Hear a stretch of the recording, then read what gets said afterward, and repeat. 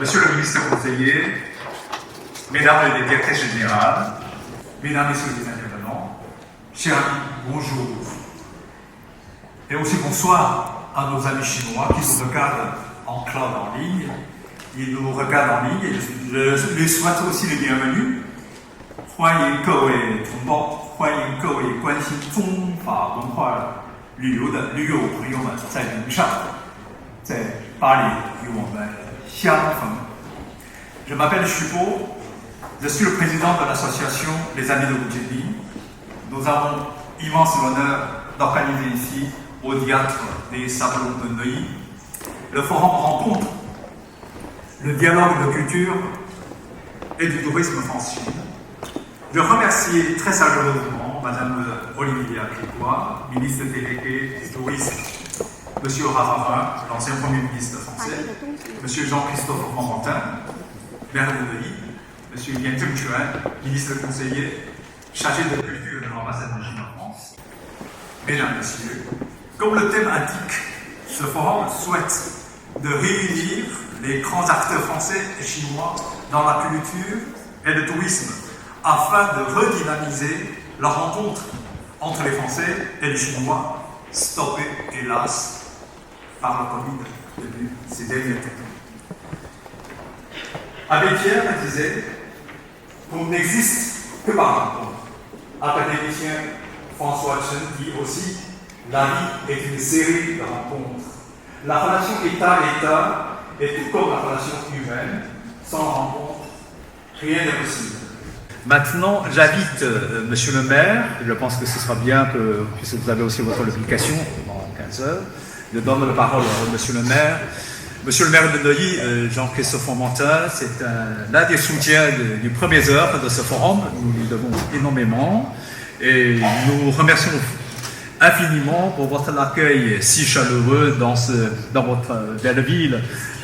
Donc toute la Chine maintenant connaît par la transmission directe, suppos dans la salle. Merci infiniment à nos amis qui nous ont fait parvenir leur message de soutien.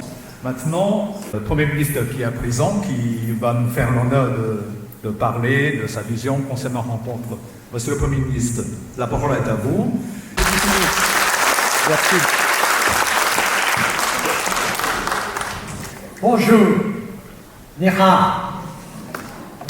Merci à Chupo et à cette association des amis de M. Woudjeni. Pour rebondir par rapport à l'appel sans la mer.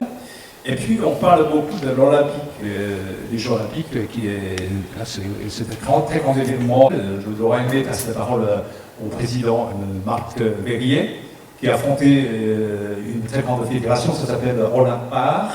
Qu'est-ce qu'Olympar? Quel est le romantisme là et la rencontre, par exemple, entre de ceux dans le même chantier? Donc, dites-nous un peu sur votre organisation, s'il vous plaît. Moi, je vais me permettre, bonjour à tous, d'élargir un petit peu la notion d'olympisme en faisant un détour par l'histoire. Tout le monde connaît les Jeux Olympiques, bien sûr, mais tout le monde ne connaît pas les arts olympiques. Les Jeux Olympiques sont nés en 776 avant Jésus-Christ, mais ce que peu de gens savent, c'est que les Grecs anciens ont créé 2 siècles après, en 566 avant Jésus-Christ, les arts olympiques, les Olympiades de l'art. Ils avaient déterminé dans un calendrier précis, en précisant qu'ils se dérouleraient la 3e année après chaque Olympiade sportive. Ce qui fait que 3 ans après les Jeux auxquels on va assister, auront lieu les premières Olympiades de l'art, probablement en Grèce, qui est le berceau de l'olympisme, en 2027. Les arts olympiques, c'est toutes les disciplines artistiques. Il y en a 18 qui vont être présentées pour la première Olympiade. Et sur un thème qui est lié à une problématique contemporaine, qui sera pour les premières Olympiades l'environnement et l'énergie.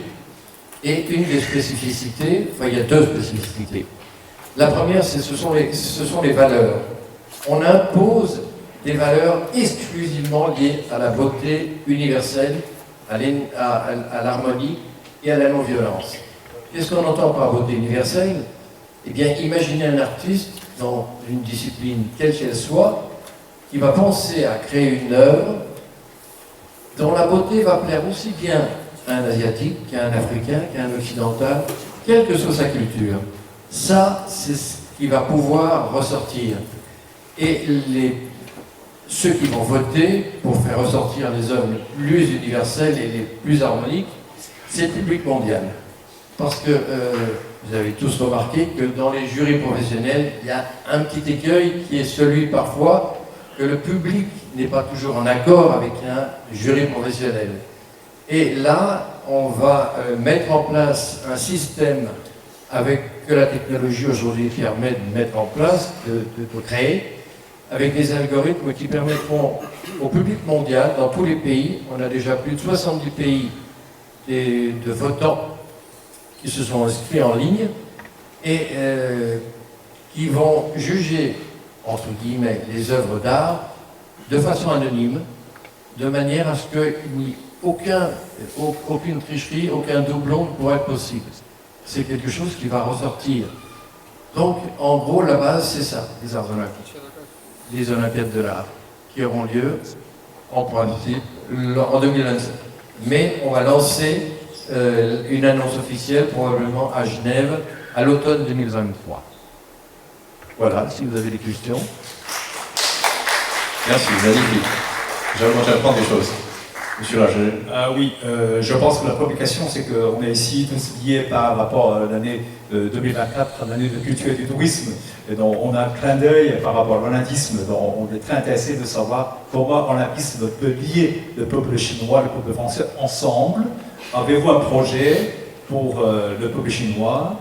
Avez-vous un projet pour l'année 2024 dans le cadre de l'année de culture et de tourisme? J'ai oublié quelque chose de très important qui justifie ma présence ici ce soir, c'est que ces Olympiades de l'art sont créées par une équipe franco-chinoise. Et d'ailleurs, ma partenaire chinoise, Madame Qin Wen, qui est là, s'occupe de la partie de l'équipe chinoise et moi, je m'occupe de la partie française. Donc en fait, c'est une association, c'est une retrouvaille France-Chine. Alors, en 2024, ça va dépendre de l'organisation des Jeux Olympiques de 2024, à qui on a tendu la main et nous répondra s'il y a la moindre possibilité d'organiser quelque chose. Notamment qu'en 2024, on va quand même avoir les 60 ans, Voilà. qui seront certainement une thématique, alors pas si importante pour le public, grand public du monde des Olympiques, mais par contre pour nous, pour ce qui nous concerne, c'est quand même une énorme population, la Chine, la France. Je pense que nous, on fera des choses. Voilà. Sûrement. Pas de problème. Ça va être magnifique. Exactement. Merci infiniment. Avec votre conclusion, vous nous faites revivre ce grand esprit de ce forum, ce moment convivial entre les professionnels et les amoureux de la culture. Merci. À l'année prochaine. Merci beaucoup. Vive la rencontre de l'humanité franco-chinoise. Merci beaucoup. Merci beaucoup.